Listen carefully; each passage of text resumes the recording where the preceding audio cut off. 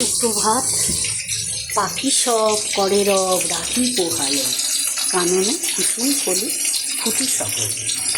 কাননে তো কুসুম কলি সবাই ফুটে আছে, আর রাখি অনেকক্ষণ ফুটিয়েছে।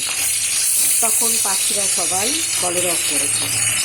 আর এই যে দিনের আলো ফুটে এখন কি হচ্ছে, পাখি সবের কলরব আর আমরা শুনতে পাচ্ছি না। এখন শুনতে পাচ্ছি যানবাহনের কলরব, আর কারোর রান্নাঘরে তেলের কলরব। আমার রান্নাঘরে এখন তেলের কলরব উঠে গেছে। কড়াইতে আমি দিয়ে দিয়েছি এই যে মাছ, দেখুন একই মাছের ঝোল দেখাচ্ছি, তাই আলাদা করে কিছু বলছি না। আপনারা বলুন কেমন আছেন। সুপ্রভাত জানাই আপনাদের।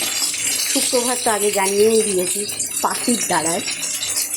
আর কালকে আমি একটাও রান্না দিতে পারিনি, যেখানে গেছিলাম সেখানকার ভিডিওটা দিয়েছিলাম। আর আজকে আমি একটা ছোট্ট করে রান্না করছি, কারণ আজকেও আমার সময় নেই, বাড়িতে থাকবো না, চলে যাব। তাই ভিডিওটা সকাল সকাল করে নিচ্ছি, রান্নাটাও চাপিয়ে দিয়েছি। দেখুন তো কেমন লাগছে মাছটা, দুর্দান্ত।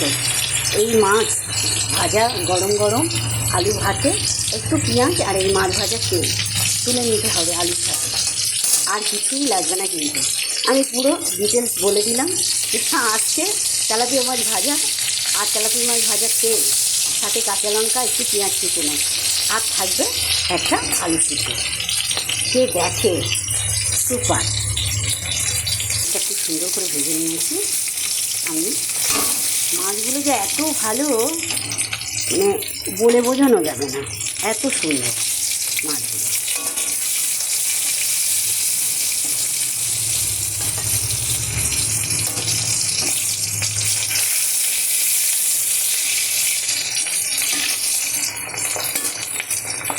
আমি তো কড়াইতে একটু দিয়ে দিলাম 5 ফোড়ন, অল্প করে গ্যাসটাকে কমিয়ে দিলাম।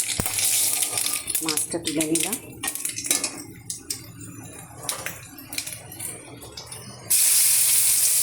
দিয়ে দিলাম কিছুটা অল্প করে পেঁয়াজ।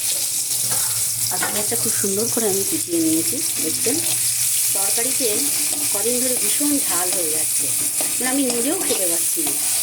কর্তা মাসেই তো রাগ করবেই, কেননা অত ঝাল ও খেতে পারে না, আর আমারও ভীষণ ঝাল লাগবে। তাই আজকে খুব অল্প করে দুটো কাঁচা লঙ্কা বেটে নিয়েছি। এই দেখুন আমার এই পেঁয়াজ লাল লাল হচ্ছে 5 ফোড়নের সাথে। আর কী দিয়ে তেলাপুরি মাছটা বানাবো আমি আপনাদের দেখাবো।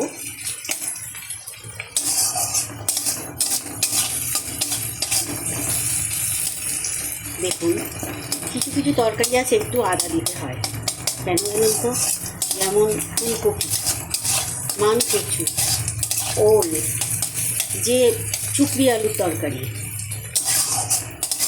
এইসবগুলোই কাটি কচু, এসবগুলোই একটু আদা দিতে হয়। এই কারণে যে প্রচণ্ড পরিমাণে গ্যাস হয় এই জিনিসগুলোতে।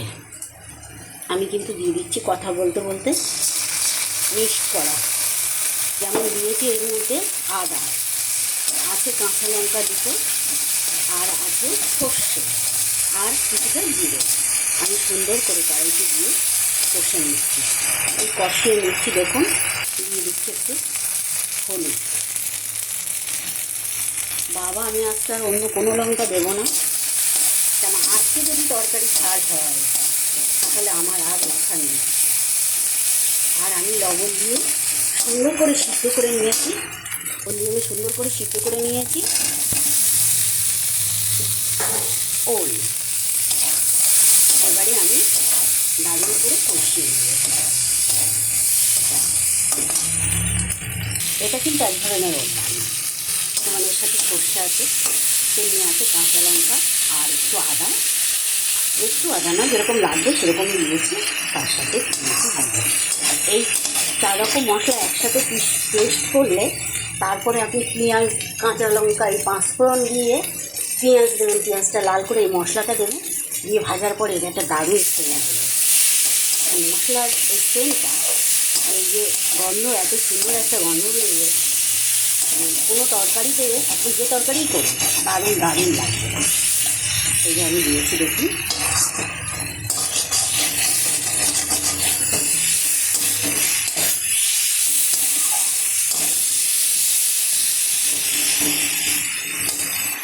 আজ আমি করছি এই যে হয়ে গেছে আমার ওল দিয়ে তেলাপিয়া মাছের হালকা পাতলা ঝোল।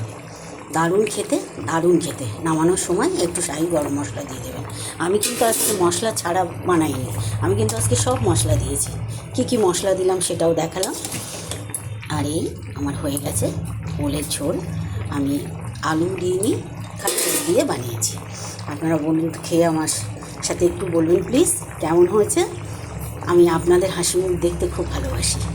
আপনারা যদি একটা কমেন্ট করেন তা আমার যেন ভীষণ ভালো লাগে। মনে হয় না, সবাই যে বলছে আমি পারবো না, আমার কিছু হবে না, আপনাদের কমেন্ট বা আপনাদের শেয়ার একটা দেখলে মনে হয় না না পারবো। আপনারা তো আমার সাথে আছেন, প্লিজ সাথে থাকবেন।